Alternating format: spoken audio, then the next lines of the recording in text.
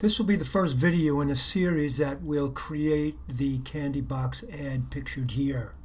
I'll begin creating the Candybox by introducing a free image plane by holding down the space bar and going to Create Free Image Plane.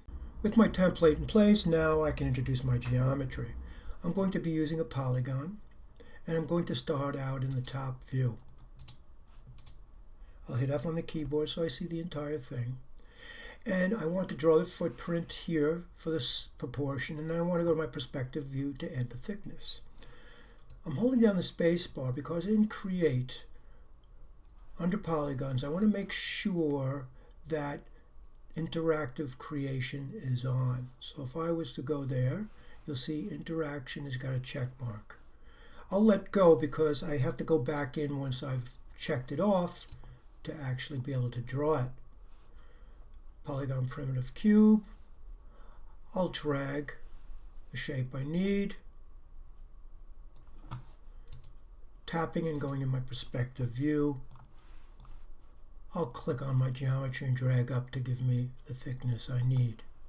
I'm going to get rid of the face at the front of my model because that's where the opening of the box is going to be. So I don't need that polygon face.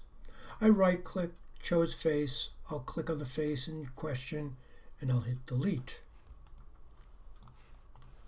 Now in order to replicate a cardboard box texture a little bit more accurately, I'm going to bevel this. To do so, I'm going to turn my template off for a moment. I'll right click and go to Edge, and I'll marquee select all the edges with the exception of where it is open. Those four remain blue and unselected. You'll see the selected edges are brown. I'm going to go to Edit Mesh, and I'm going to go to Bevel, and I'm going to the Attributes. The default setting is probably this, a width of 0.5 and segments only 1. I'm going to make the width 0.15, and I'll make 2 segments. Be sure to hit return so that the blinking cursor is gone, otherwise Maya won't know how to proceed. Now I'll hit apply, and I have the bevel I need for it to look like creased cardboard. Next we're going to introduce where the actual lid would be designed, the little flaps that open and close.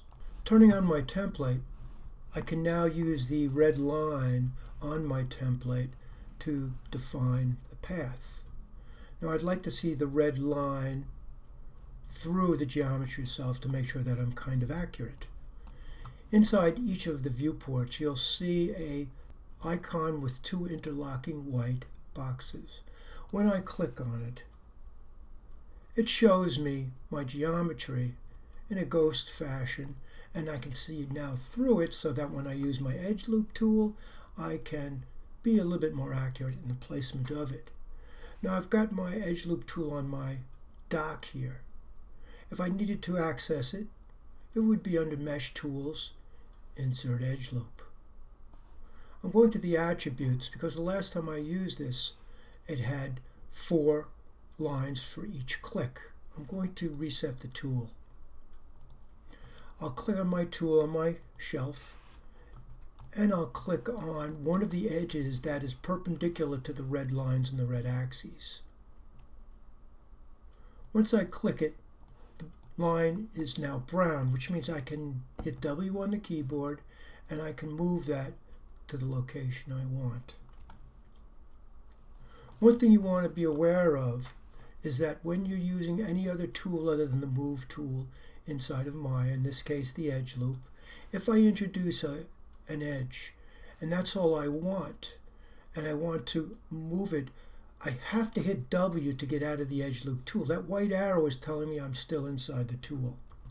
So I'll make sure I hit W before I proceed with any editing. Now I'm going to turn the template off, and I'm going to eliminate the bevels on each of these newly introduced smaller faces so that these box lids could eventually be moved as if they were open. I'll right click and choose face. I'll select one of the faces to delete. Hitting F on the keyboard I can get closer now to select the other one. I'll now rotate down and go to the next series of polygons I want to get rid of. By hitting F on the keyboard, the camera automatically uses that as the focal point of your perspective view. So wherever you rotate, that is the center at which it rotates. I'll shift select this one, I'll hit delete, and I'm going to do the same on the other side.